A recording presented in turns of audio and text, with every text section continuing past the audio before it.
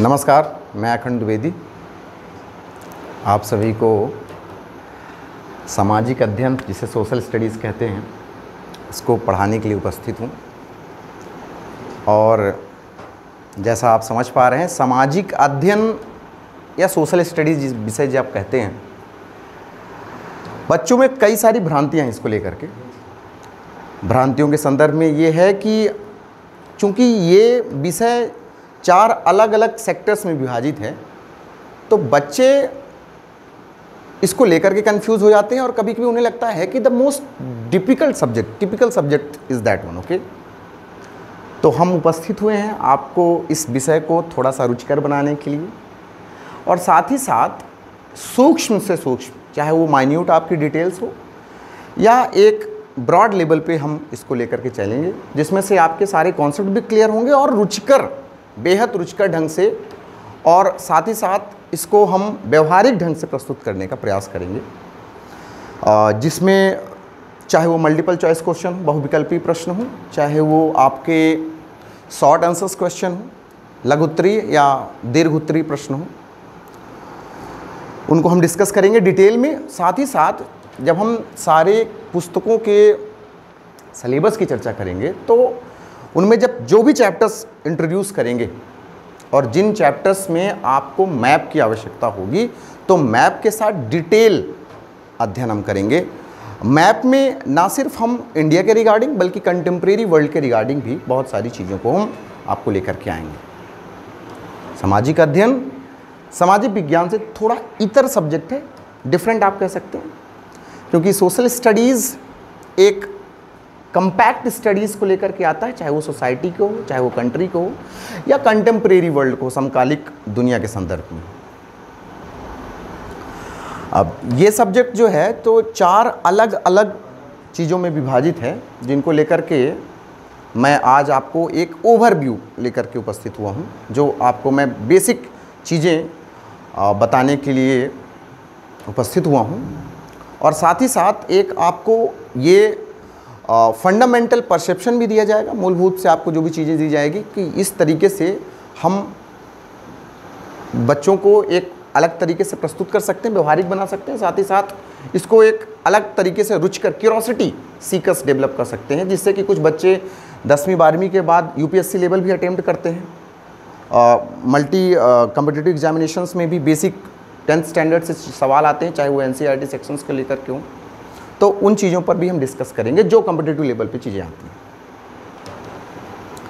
चलिए थोड़ा सा हम डिटेल में देख लेते हैं कि 10th स्टैंडर्ड में जो सोशल स्टडीज़ का सिलेबस है, करिकुलम है, उसके रिगार्डिंग क्या क्या चीज़ें हैं, आज हम थोड़ा सा उसके बारे में देखेंगे।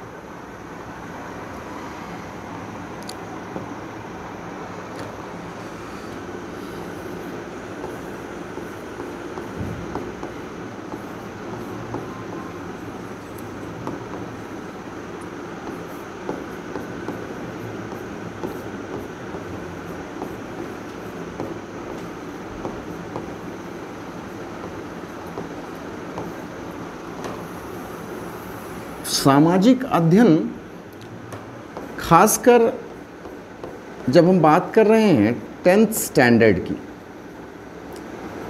10वीं कक्षा की जब बात कर रहे हैं, तो सामाजिक अध्ययन में जो कंपलसरी, जिसे आप मैंडेटरी कहेंगे, मैंडेटरी इक्विपमेंट जो हमें यूज़ करना है, कुछ विशेष, जैसे ज्योग्राफी जब हम पढ़ेंगे, साथ ही साथ डेमोक्रेटिक पॉलिटिक्स पढ़ेंगे, चाहे वो सिविक्स का पोर्शन हो, तो मैंडेटरी इक्विपमेंट्स जो होगा, इसमें आपको एक मैपिकल सर्वे मिलेगा, मैप को हम इंक्लूड करेंगे, और साथ ही साथ मैप को इंट्रोड्यूस करने के बाद how to read the map regarding India and the world perception. अब बोर्ड की अगर सापेक्ष में हम चलें तो मैंडेटरी सेक्शन, एक राइटिंग सेक्शन भी आ जाएगा, जिसमें हम थोड़ा सा बच्चों को उसके रिगार्डिंग भी डील करेंगे। राइटिंग सेक्शन की किस प्रश्न को किस अप्रोच के तहत हमें डील करना है, चाहे वो एमसीक्यू हो, या शॉर्ट आंसर्स क्वेश्चन हो या लॉन्ग आंसर्स क्वेश्चन। सामाजिक अध्ययन ये जो विषय है ये लगभग 4 अलग अलग सेक्टर्स में आपकी विभाजित है। 4 सेक्टर्स की जब मैं बात करूंगा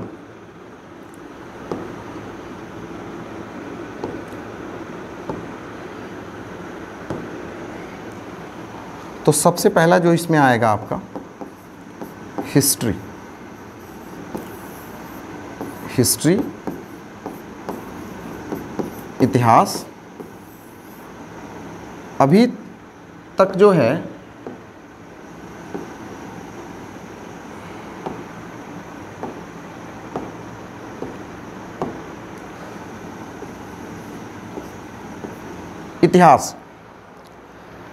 इतिहास कुछ बच्चों के लिए एक बोरिंग विषय भी है, कुछ बच्चों के लिए ऐतिहासिक दृष्टिकोण उस तरीके से लिया जाता है कि ऐतिहासिक दृष्टिकोण पढ़ते हुए वो नई चीज़ों को देख पाते हैं, और कई सारे अन्य विषयों के साथ जैसे जोग्राफिकल सेक्टर्स है, डेमोक्रेटिक पॉलिटिक्स हम पढ़ेंगे जो सिविक्स है आपकी, साथ ही साथ इकोनॉमिक्स अर्थव्यवस्था में उस हिस्टोरिकल पोर्शन को, परसेप्टिव को, कॉन्सेप्ट को कैसे यूज़ करेंगे ये समझ पाते हैं। तो हिस्ट्री के हम बेसिक दृष्टिकोण को समझने का प्रयास करेंगे। 10th स्टैंडर्ड में जब मैं हिस्ट्री की बात करूंगा तो ये आपको बेसिकली कंटेम्प्रेरी वर्ल्ड की तरफ लेके जाएगी, साथ ही साथ इंडिया के पोर्शन को भी हम डिस्कस करेंगे। कंटेम्प्रेरी वर्ल्ड में जैसे हम देखेंगे कि जो बेसिक आपका पहला चैप्टर है rise of nationalism in Europe, rise of nationalism in Europe.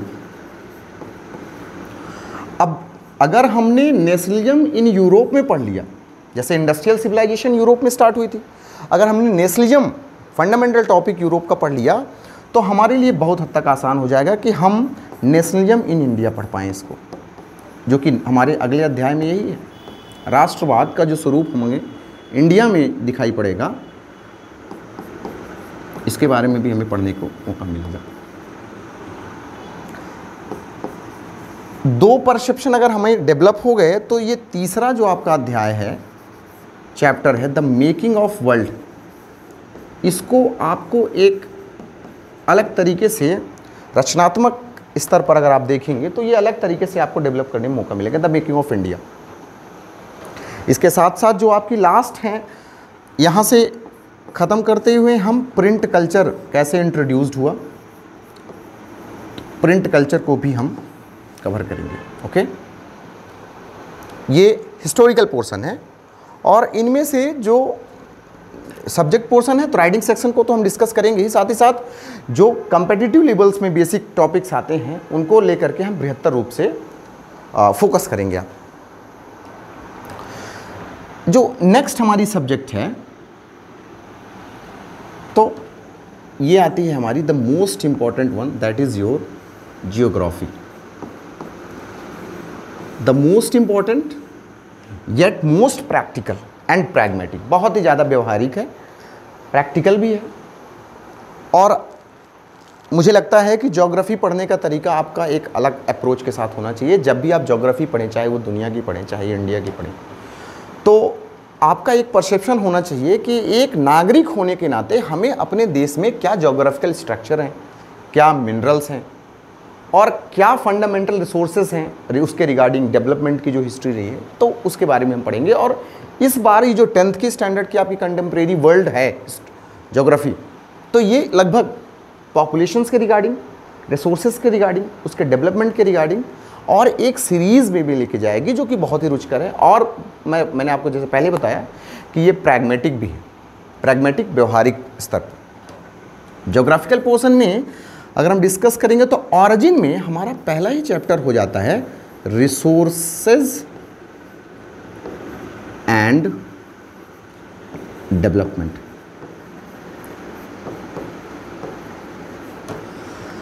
संसाधन और विकास, संसाधन और विकास हमारा पहला ही चैप्टर और फंडामेंटल चैप्टर है। इसके बाद संसाधनों का अगर सिलसिला शुरू हो गया तो सबसे पहले हम फॉरेस्ट में भी चलेंगे, और फॉरेस्ट के साथ जो फ्लोरा एंड फाउना है जिसमें आप वाइल्ड लाइफ रिसोर्सेज की बात करते हैं, तो फॉरेस्ट के साथ हम वाइल्ड लाइफ रिसोर्सेज का भी जिक्र करेंगे। और तीसरे क्रम में अगर आते हैं, जिसे हम लाइफ कहते हैं, और लाइफ हमारी कंप्लीटली डिपेंड होती है, उसे हम कहेंगे वाटर रिसोर्सेज, जल संसाधन। इसके बारे में बृहद रूप से चर्चा करेंगे। साथ ही साथ इसमें जो कॉन्सेप्ट हैं, जो ऐसे कॉन्सेप्ट जो आपको ज़िंदगी भर के लिए इस्तेमाल भी किए जाते हैं और कम्पिटिटिव एग्जामिनेशंस के लिए बहुत इंपॉर्टेंट है इधर वाटर रिसोर्सेज, जैसे सस्टेनेबल डेवलपमेंट, जो हिंदी में आप सतत पोषणीय विकास कहते हैं, उसमें भी इन चीज़ों को हम बृहद रूप से चर्चा करेंगे।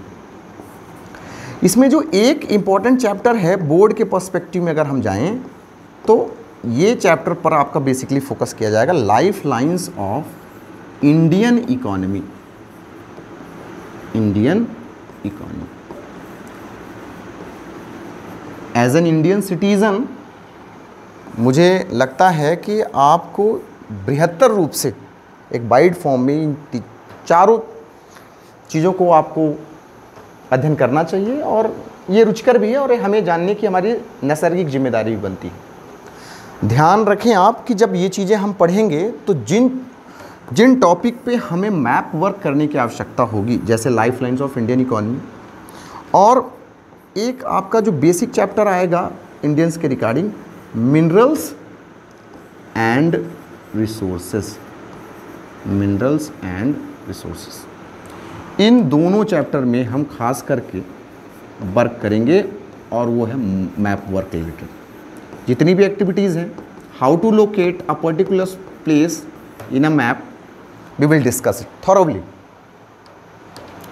तो ये आपका बेसिक ओवरव्यू हुआ ज्योग्राफी से। बिल्कुल हम फंडामेंटल स्टाइल में स्टार्ट करेंगे ज्योग्राफी का, हम बिल्कुल डेफिनेशन से लेकर के सारे चैप्टर्स को आपको डिस्कस करेंगे, और सारे चैप्टर से रिलेटेड 3 चीज़ें आपको डिस्कस करूँगा जो बहुत अनिवार्य से होगी। Basically MCQ, short answers question, और आपके long answers question, answers and question. Map activity भी प्रस्तुत किया जाएगा, और थोड़ा सा इसको और इंटरेस्टिंग बनाने के लिए कुछ वन लाइनर भी आपको इंट्रोड्यूस किए जाएंगे। वन लाइनर क्वेश्चन इंट्रोड्यूस किए जाएंगे। ऑलराइट, तो these are the things we need to tackle in the geography sector related to 10th standard. Okay, shall we move to the next one. हम आते हैं नेक्स्ट, हमारी जो व्यवहारिक राजनीति में जो नेक्स्ट है उसे हम कहेंगे डेमोक्रेटिक पॉलिटिक्स। देखिए, पॉलिटिक्स भारत में, बल्कि वर्तमान दुनिया के सापेक्ष में देखें तो राजनीति जो है काफ़ी विवादित मुद्दा भी है और काफ़ी रुचिकर भी है। अब इंडिया के पर्सपेक्टिव में जाएंगे तो इसको बहुत ही ज़्यादा इंटरेस्टिंग आपको बनाया जाएगा, डेमोक्रेटिक पॉलिटिक्स। और आजकल जैसे आप देख रहे हैं मुद्दे हैं, खासकर डिजिटलाइजेशन के एरा में डेमोक्रेटिक पॉलिटिक्स कितना मल्टी डायमेंशनल हो गया, कितना डायनेमिक टॉपिक हो गया है, इसके बारे में हमें जानना चाहिए। और ख़ासकर 10th स्टूडेंट्स के लिए ये तो बहुत ही इंपॉर्टेंट है। डेमोक्रेटिक पॉलिटिक्स, ये आपके बुक का नाम है, खासकर ये आपका सिविक्स पोर्शन है, थोड़ा सा जानने के लिए बताएं आपको। इनमें जिन चैप्टर्स या जिन अध्यायों की हम चर्चा करेंगे, जो आपके प्रैक्टिकल लाइफ से लेकर के बोर्ड पर्सपेक्टिव में, एग्जामिनेशन बोर्ड पर्सपेक्टिव में बहुत ज़्यादा इंपॉर्टेंट है, तो उसके बारे में हम चर्चा करें। जिनमें से आपका पहला जो हो जाएगा, खासकर जब आप सेक्टर्स ऑफ गवर्नमेंट की बात करेंगे, ऑर्गन्स ऑफ गवर्नमेंट की बात करेंगे, तो उसमें पहला जो है आपका पावर शेयरिंग, शक्तियों का विभाजन। शक्तियों का विभाजन अलग अलग लेवल पे, लेवल्स ऑफ गवर्नमेंट हम पढ़ेंगे, लेवल्स ऑफ गवर्नमेंट, सरकारों का स्तर जो है उनमें हम शक्तियों का विभाजन पढ़ेंगे।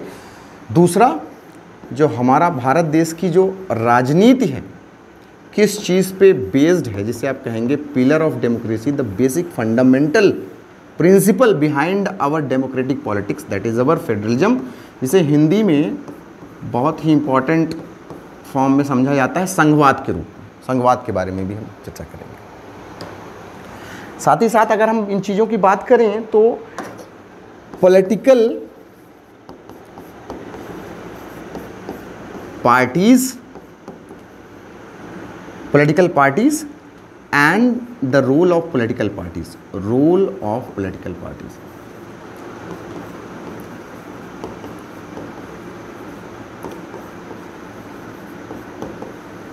भारत के नागरिक होने के नाते पॉलिटिकल पार्टीज़ के रूल्स को पहचानना बहुत ही ज़्यादा इम्पॉर्टेंट है। और ख़ासकर वर्तमान दुनिया पे जब आप देख पा रहे हैं तो एक पार्टी जिस तरीके से उभर के आई है वो आप समझ पा रहे हैं। नैसर्गिक रूप से हमारे प्यारे और सबसे ज़्यादा पॉपुलर प्रधानमंत्री जो हैं तो भारतीय जनता पार्टी से हैं।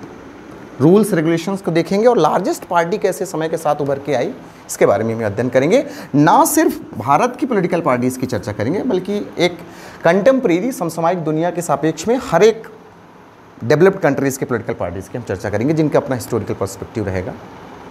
इसके साथ साथ अब जब डेमोक्रेटिक पॉलिसी पढ़ रहे हैं तो हमें आउटकम्स जिसे आप रिजल्ट कहते हैं and the various challenges faced by our democracy, okay, that is democracy। इसके बारे में ध्यान रखिएगा कि जब मैं डेमोक्रेसी की चर्चा करूंगा तो मैं डेमोक्रेसी का बिल्कुल फंडामेंटल कॉन्सेप्ट से स्टार्ट करूंगा और इन चीज़ों को हमें डिस्कस करना है। ये पूरा का पूरा पर्सपेक्टिव मैं कहूँ तो आपके इंडियन वर्जन में है, लेकिन हम इसको थोड़ा सा कंटेम्प्रेरी वर्ल्ड वर्जन में भी लेके चलेंगे, ठीक है। And you know what, last but not the least, that is your most important subject is your economy, अर्थव्यवस्था। पूरी दुनिया या कहें हिंदुस्तान की जो धुरी है वो अर्थव्यवस्था है और इसके बारे में हम बृहत्तम रूप में चर्चा करेंगे इकोनॉमिक्स के बारे में। Economics one of the most leading subject regarding all the subjects are predominantly depend upon economics and everyone's, our household is also depend upon, our life style is also depend upon economics.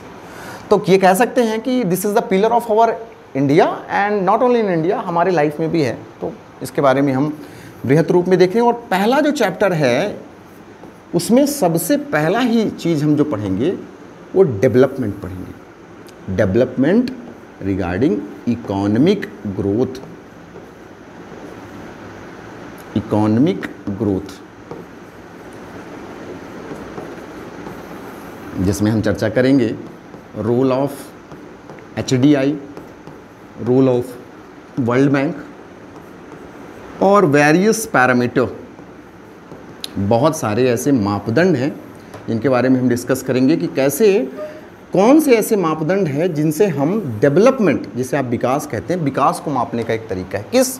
कौन से ऐसे मापदंड हैं जिनके आधार पे हम किसी countries के, किसी स्टेट के डेवलपमेंट के स्तर को, लेवल को हम डिस्कस करते हैं। ओके, चलिए जो नेक्स्ट टॉपिक इसमें से आता है आपका डेवलपमेंट के बाद, money and credit. Money and credit. Money ऐसा वर्ड है जिससे मुझे नहीं लगता कि कोई अपरिचित होगा। क्रेडिट को नए नए तरीके से लिया जाता है, फाइनेंस में नए तरीके से लिया जाता है, तो इसके बारे में भी हम बृहत्तम रूप से चर्चा करेंगे। Money and credit. Globalisation. Globalisation एक ऐसा वर्ड है जो वर्तमान और समसामयिक दुनिया में बहुत ही ज़्यादा पॉपुलर हुआ है और इसमें हम थोड़ा सा एक नई पॉलिसी को भी डिस्कस करेंगे, LPG पॉलिसी, जो 1991 में our dearest finance minister Manmohan Singh ने इंट्रोड्यूस की थी। इसके बारे में हम डिस्कस करेंगे। और इन चीज़ों को अगर हम डिस्कस करते हैं तो खासकर हमारे देश की इंडियन इकोनॉमी जो डिपेंडेंट है तो उस पर हम चर्चा करेंगे, जैसे कि sectors of Indian economy, sectors of Indian economy, sectors of Indian economy. जैसे कि आपने डेवलपमेंट पढ़ा, विकास पढ़ा, मनी एंड क्रेडिट पढ़ा, ग्लोबलाइजेशन एरा पढ़ा, साथ ही साथ सेक्टर्स ऑफ इंडियन इकोनॉमी पढ़ा, जिसमें आप डिफरेंट सेक्टर्स हैं इनके बारे में हम बृहत रूप से बात करेंगे। इनके बाद जो कंज्यूमर्स होते हैं, जैसे इकोनॉमिक्स में अगर प्रोड्यूसर उतने ही ज़्यादा रिस्पॉन्सिबल हैं, तो कंज्यूमर्स की भी हम बात करेंगे और कंज्यूमर्स के राइट की बात करेंगे। कंज्यूमर्स के राइट्स के रिगार्डिंग जो एक्ट हैं और as a native citizen responsibilities क्या होती हैं उसके रिगार्डिंग हम बात करेंगे। रिस्पॉन्सिबिलिटीज़, जिम्मेदारियाँ, जिसे हम एक प्रॉपर मोरल वर्ड में कहें तो ये हमारे ऑब्लिगेशंस होती हैं, ऑब्लिगेशंस।